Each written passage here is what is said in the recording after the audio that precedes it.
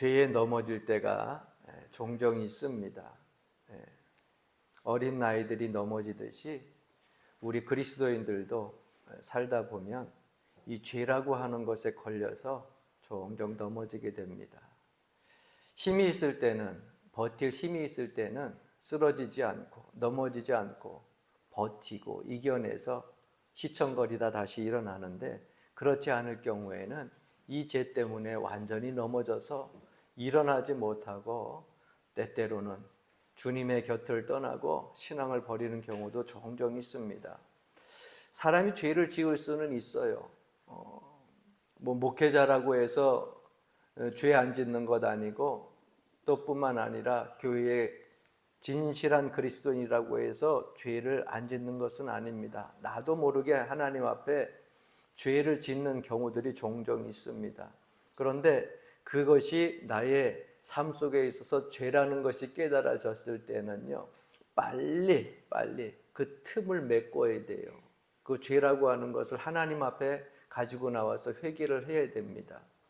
처음에는 이 죄 때문에 조금 벌어진 것 같지만은 이 벌어진 틈을 무관심하게 계속해서 내버두면 이 바늘구멍 같았던 구멍이 점점점 커져가지고 나중에는 건널 수 없는 큰 강이 돼버려요. 그러니까 죄는 빨리 회개하지 아니하면 하나님과 나와 이 간격과 사이가 조금씩 멀어진다라고 하는 것을 우리가 늘 깨닫고 인식하고 있어야 됩니다. 괜찮겠지 그러지 마시고, 자그마한 죄악이라도 이건 하나님과 나 사이에 영적으로 조금씩 멀어지고 있는 것이다. 그 바늘구멍 같은 그 죄악이 내버려 두면 점점점 커져서 건널 수 없는 강이 되어버리는 것처럼, 하나님과 나 사이의 간격이 너무 멀어지면 하나님과 나 사이의 간격을 줄일 수가 없어요. 그러므로 우리의 삶 속에 있어서 자그마한 죄악이라도 여러분 기억되거든, 마음속에서 여러분들의 심령에 깨달아지거든 하나님 앞에 빨리 속히 회개할 수 있는 은혜가 임하기를 주의 이름으로 간절히 축원합니다. 하나님과 멀어지면 삶이 힘들어져요. 하나님과 멀어지게 되면 영생과도 멀어지고요, 풍성한 삶과도 멀어지게 되고요, 결국 우리는 이 땅에서 사단과 마귀의 노예로 되어서 그 손에 휘둘리게 된다고 하는 겁니다. 왜냐하면 죄를 짓게 하는 것은 사탄의 무기거든요. 그래서 건장한 그리스도인들이 어느 날 보게 되면은 신문 대문짝만하게 나오고요, TV에 제 메인 뉴스로 나올 때가 있어요. 죄는요, 어떠한 사람도 넘어뜨릴 수 있는 사탄의 강력한 무기입니다. 그래서 그것을 빨리빨리 해결하지 않으면 안 돼요. 이사야서 59장 1절부터 2절 말씀 보면, 여호와의 손이 짧아 구원하지 못하심도 아니요 귀가 둔하여 듣지 못하심도 아니라 오직 너희 죄악이 너희와 너희 하나님 사이를 갈라놓았고 너희 죄가 그의 얼굴을 가리어 너희에게서 듣지 않으시게 함이니라. 이렇게 말씀하고 있어요. 이 말씀 속에 보니까는요, 하나님과 나 사이, 이 사이만 벌어지는 것이 아니라 죄가 우리를 가리고 그리고 하나님을 가리워 가지고서 우리가 하나님을 보지도 못하고 하나님이 말씀하시는 것을 듣지도 못하고 우리가 하나님 앞에 간구하는 것도 하나님이 듣지 않으신다는 거예요. 그러니까 죄가 가리워져 있으면 여기서 360을 내재 회개하지 아니하고 하나님 앞에 기도해도 하나님이 얼굴이 가리워지고 귀로 듣지 않으신다는 거예요. 그러니까 하나님 앞에 기도할 때도 가장 먼저 우리가 해야 될 일이 뭡니까? 내 죄악을 철저하게 회개하고 하나님 앞에 드려져야 간격이 가까워져서 내 기도도 들어 응답해 주시고 황폐했던 내 삶이 풍성해지는 겁니다. 할렐루야. 오늘 이 시편 73편에 보니까 이런 말씀이 기록되어져 있어요. 시편 73편 28절에 아삽이 이러한 기도 내용을 고백합니다. 한번 따라해 봅시다. 하나님께 가까이 함이 내게 복이라. 하나님께 가까이 하는 것이 내게 복이라. 하나님과 멀어지게 되면 삶이 황폐해지고, 하나님과 가까워지면은 내가 복을 받게 된다고 하는 기도의 내용을 말씀하고 있습니다. 이스라엘 백성들이 하나님을 거역할 때 보게 되면 계속해서 하나님이 그들을 지켜주시질 않아요. 내버려둬요. 가만히 내버려둬요. 자고 우상 숭배하고 세상 쾌락과 즐거움에, 그들의 마음이 물질에 또 세상의 즐거움에 죄악에 빼앗겨가지고 하나님 등지고 있으니까 하나님이 돌아와라 돌아와라 선지자를 통하여서도 또 때때로는 말씀을 통하여서 보내가지고 계속 전하다가 그들이 계속해서 그러니까 하나님 뭐예요? 보호해 주지도 않고 가만히 내버려둬요. 그럼 네 뜻대로 한번 해봐 하고서 냅둬요.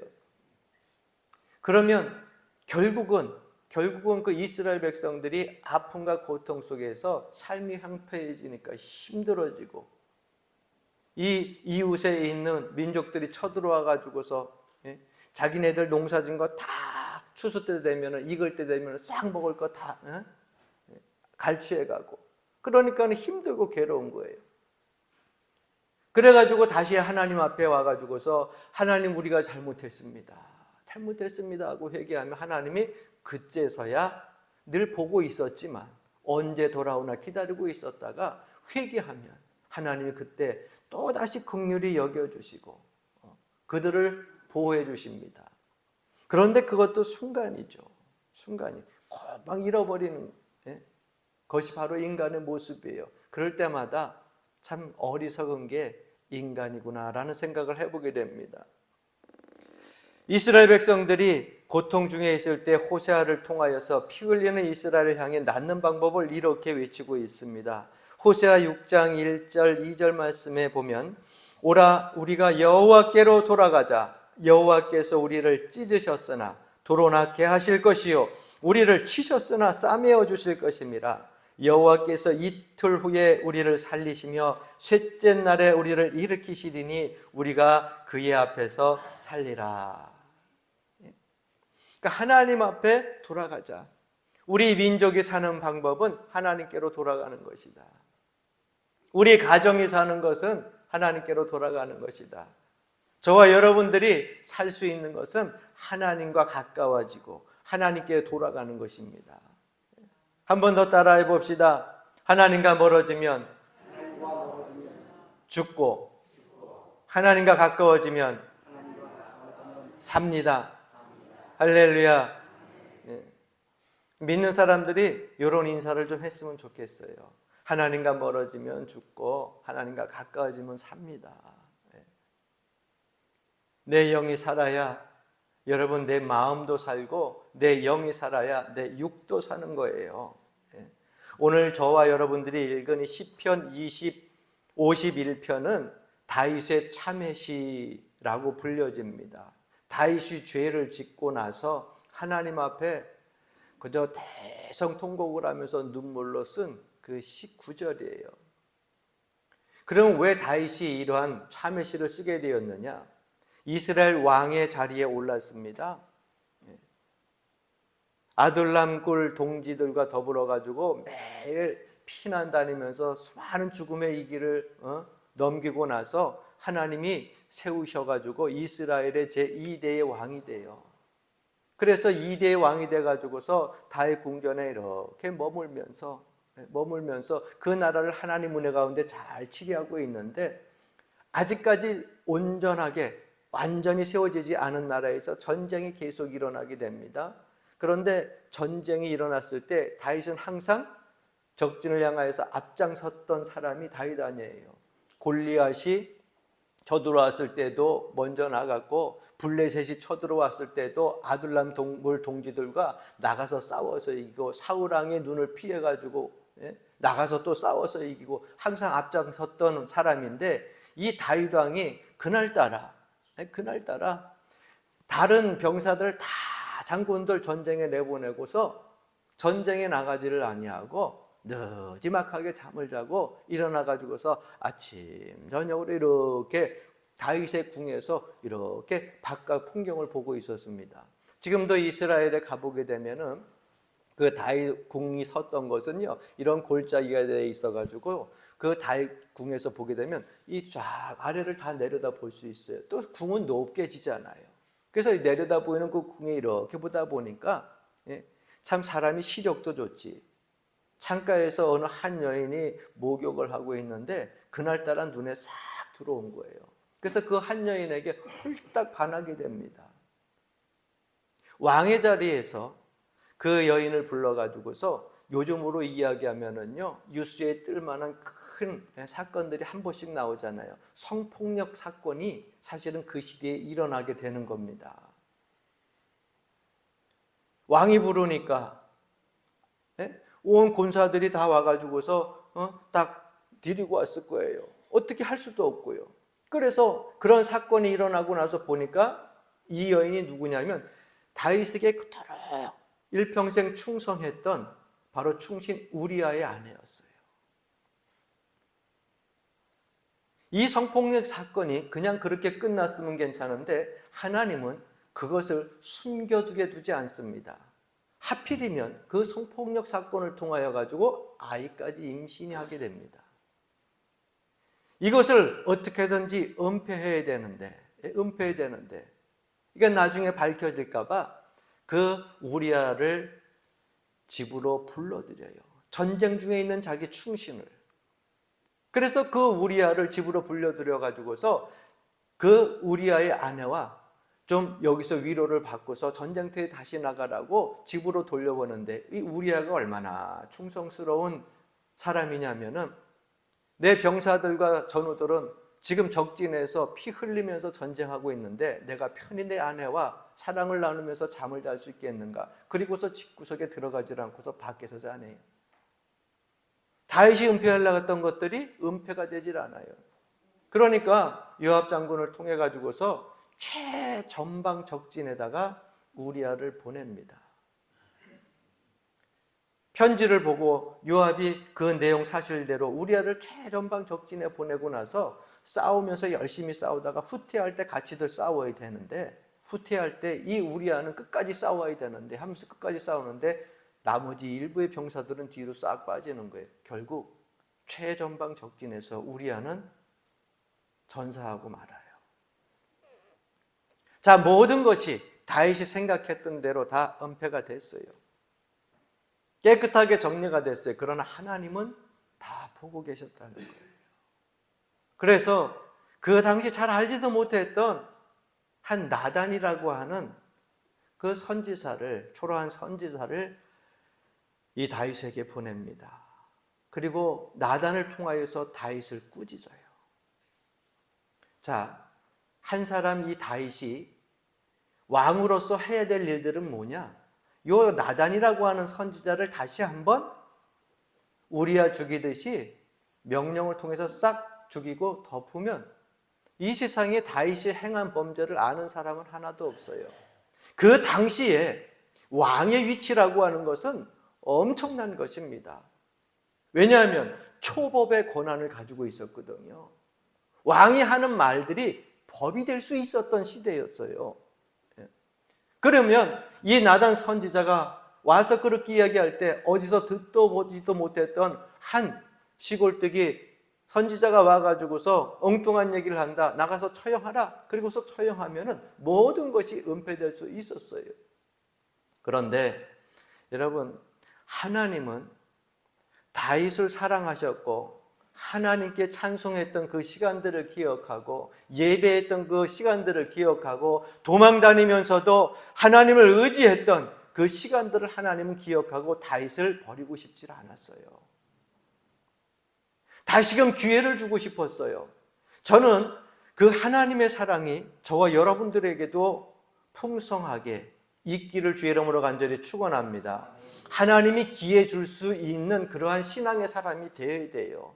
오늘 여러분들이 예배하고 찬송하고 감사하고 하나님 앞에 기도하는 이 모든 것들요, 하나님께서 기억하십니다. 때때로 우리가 삶을 살면서 죄악 가운데 머물 때가 있고 쓰러질 때가 있어요. 그런데 하나님이 너 그때 그 힘들고 어려울 때 하나님을 위하여서, 복음을 위하여서 희생하고 헌신했지. 그럼 기회를 줘요, 기회를. 그래서 그 기회를 주는데 나단 선지자를 통하여서 사실 기회를 주고 있는 겁니다. 여러분, 다윗에게 준 기회가 뭔지 아십니까? 바로 회개라고 하는 기회예요.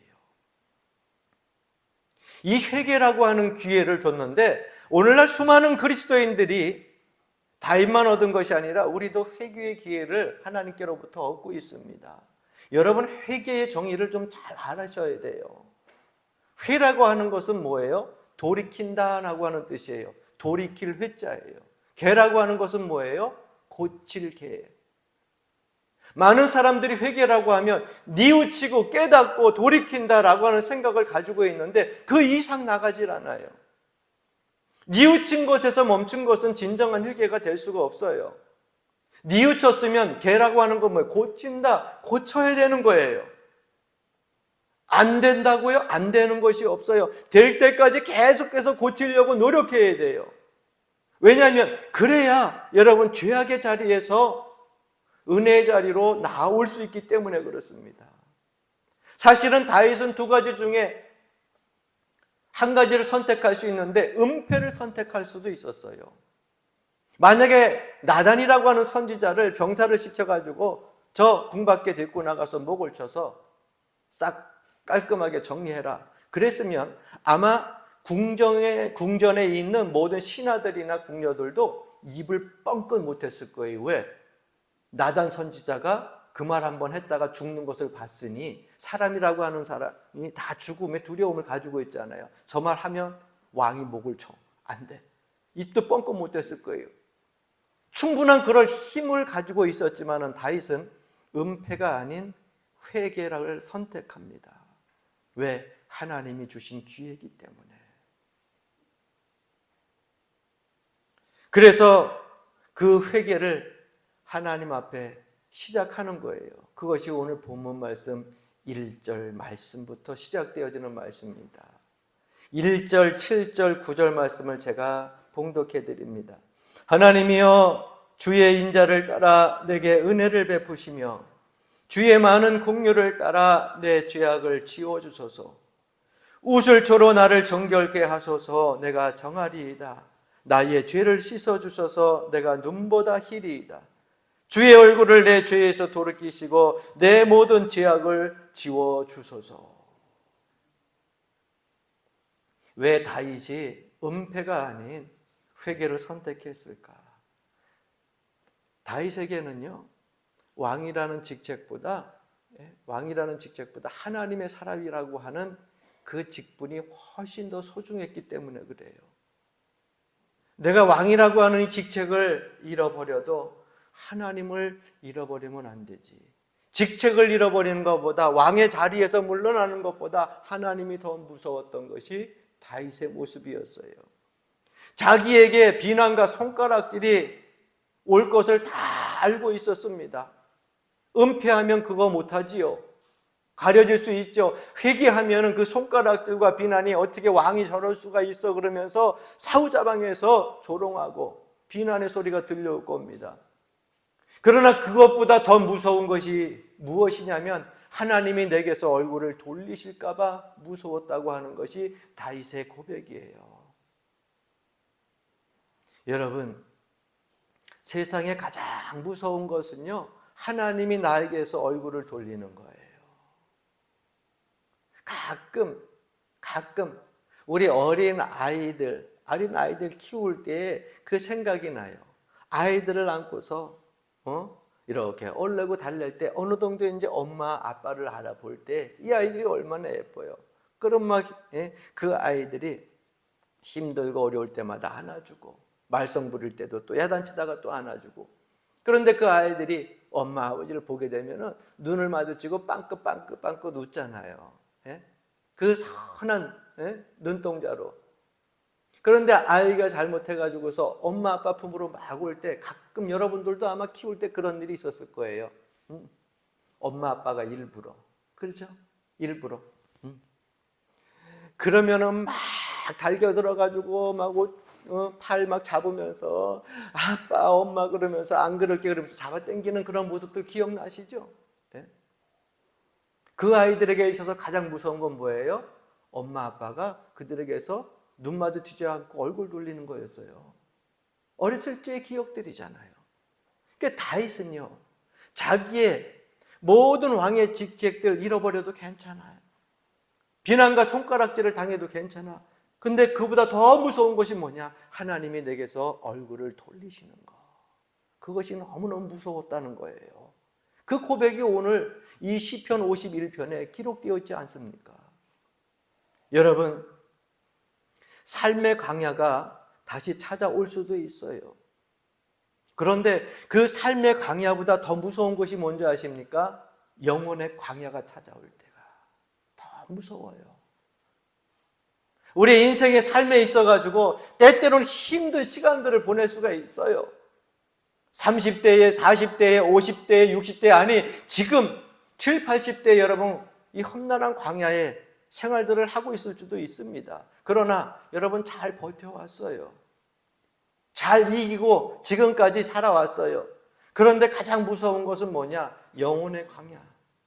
내 영혼이 메마르고 내 심령이 메말라가지고 기도해도 하나님은 나와 함께 하는 것 같지 않고 나에게 귀를 기울이는 것 같지 않고 내가 하나님 앞에 그렇게 부르짖어 간구해도 하나님은 나에게서 얼굴을 돌리고 등을 돌리고 있다고 하는 그런 막막한 그러한 심령 상태, 그러한 영혼의 상태, 그것보다 더 힘들고 괴로운 건 없는 거예요.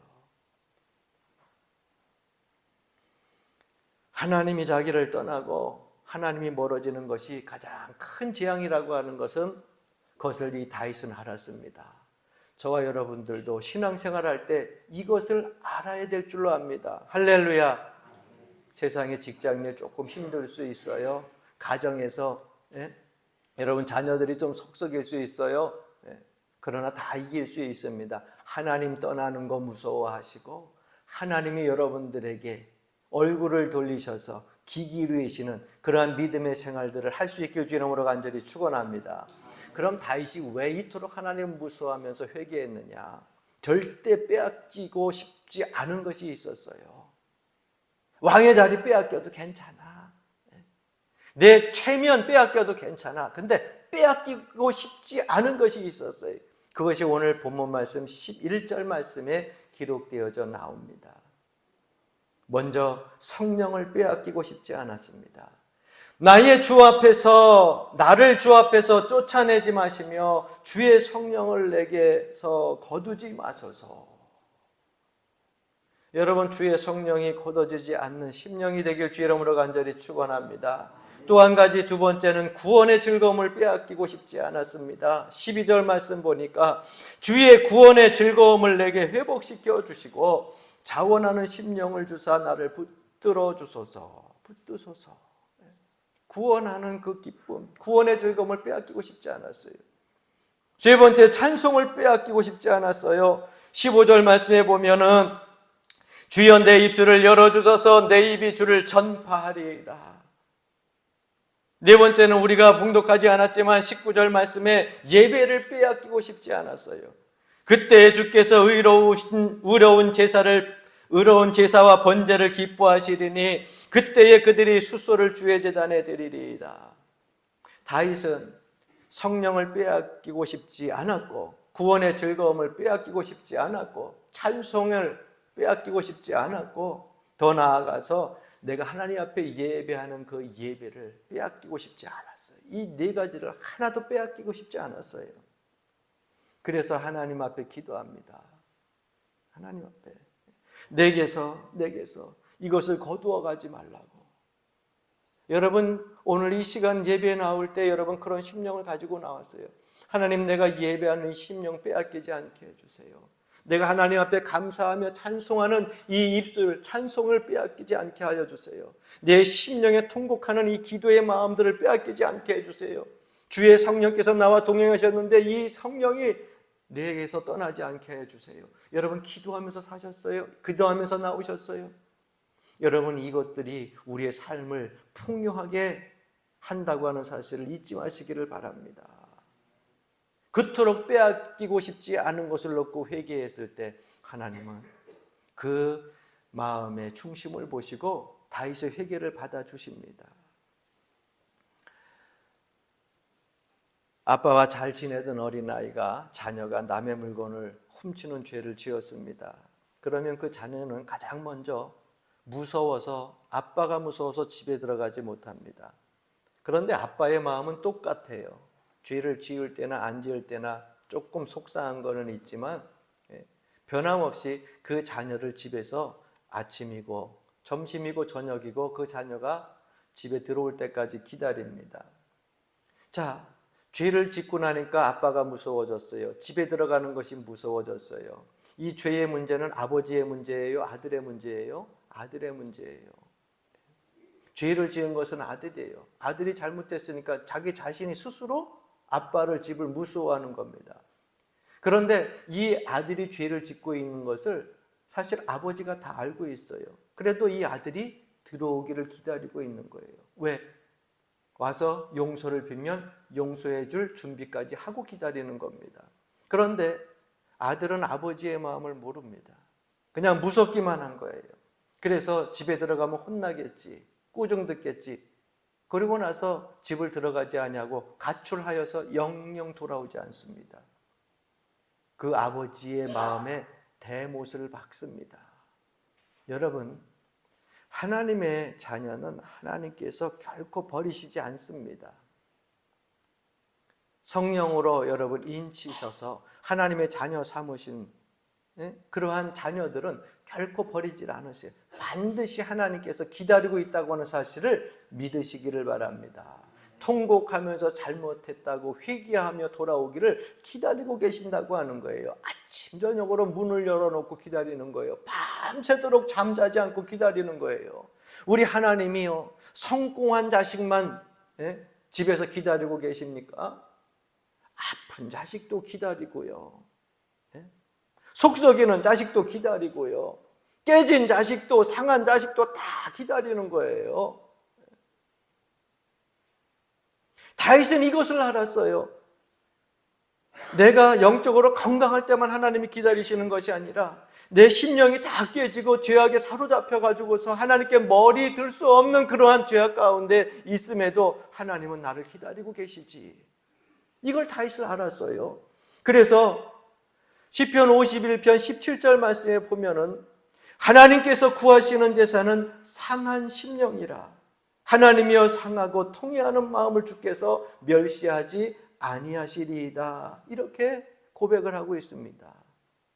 상한 심령을 가지고 무릎으로 엉엉 울면서 하나님 앞에 나오는 이 다윗을 하나님은 그냥 돌려보내시지 아니하시고 그 마음에 다시금 평안을 회복해 주시고 그 직분도 빼앗아가지 아니하시고 다시금 그 직책도 왕의 자리에서 계속해서 왕의 지위를 유지할 수 있도록 은혜를 허락해 주십니다. 다시 기회를 주시는 거예요. 눈물의 회개를 한 다윗이요, 그 다음부터 어떻게 살았을까? 이거 참 중요합니다. 매번 번복되어지는 회개 속에서 여러분 번복되어지는 죄악들이 있을 수 있습니다. 그런데 포기하지 마세요. 이 죄악은 나에게 있어서 떠나지 않는 거야 라고 포기하지 마시고요, 주님 앞에 서는 그날까지 이 죄와 싸워야 됩니다. 할렐루야. 옆분과 인사하십시다. 포기하지 말고 끝까지 싸웁시다. 뭐 하고요? 여러분들이 계속해서 하나님 앞에 반복되어 짓는 죄악들을 포기하지 마세요. 다윗이 그 다음부터 어떻게 살았을까요? 주변에 많은 여인들을 봤을 때 혹하고 마음이 빼앗기지 않았을까요? 유혹되지 않았을까요? 왜 안 그랬겠어요? 그 눈이 여러분 확 바뀝니까? 아름다운 여인을 보고 유혹되는 마음들이 바뀌어요. 왕의 자리에서 계속 있었을 거예요. 그러나 다윗은 회개하면서 뉘우치고 깨닫고 그 영혼의 광야 같은 삶이 얼마나 무서운 건지를 알기 때문에 그는요 고쳤습니다. 끝까지 싸우면서 고쳤어요. 제가 종종 말씀을 드리잖아요. 예? 나쁜 생각, 그런 생각이 여기에서 뱅글뱅글 돌 수 있어요. 예? 죄악된 생각이 뱅글뱅글 돌 수 있어요. 그런데 그것이요, 예? 이렇게 머리에 탁 내려앉아가지고 여기서 동아리 틀지 말고, 예? 집 짓지 못하도록 여러분들이 오면 쫓으란 말이에요. 쫓으면 또 오고 쫓으면 또 오잖아요. 여러분 모기가 앵앵거리고 왔을 때 탁 쫓으면은 갔다가 안 와요? 좀 있으면 이쪽에서 앵앵거리고 또 쫓고 계속 못 앉게. 죄악들이 계속해서 앙큼한 생각, 앙큼한 생각들 계속 앵앵거릴 때 그거와 계속 싸우라는 거예요. 다윗이 눈물의 회개를 하고 나서 여러분 보십시오. 어떻게 살았을까? 일평생 그는요, 뉘우치고 나서 두 번 다시 하나님 앞에 그와 똑같은 죄를 범하지 않게 됩니다. 훗날 다윗이 70이 넘고 나이가 들어가지고 이제 추운 겨울처럼 몸이 점점점 추워지고 따뜻한 기온이 필요한 시대에 미스 이스라엘 수냄 여인을 신하들이 다윗이 나이가 들고 체온이 떨어지니까 그 여인을 시중들라고 보냈는데 그 여인과 죽을 때까지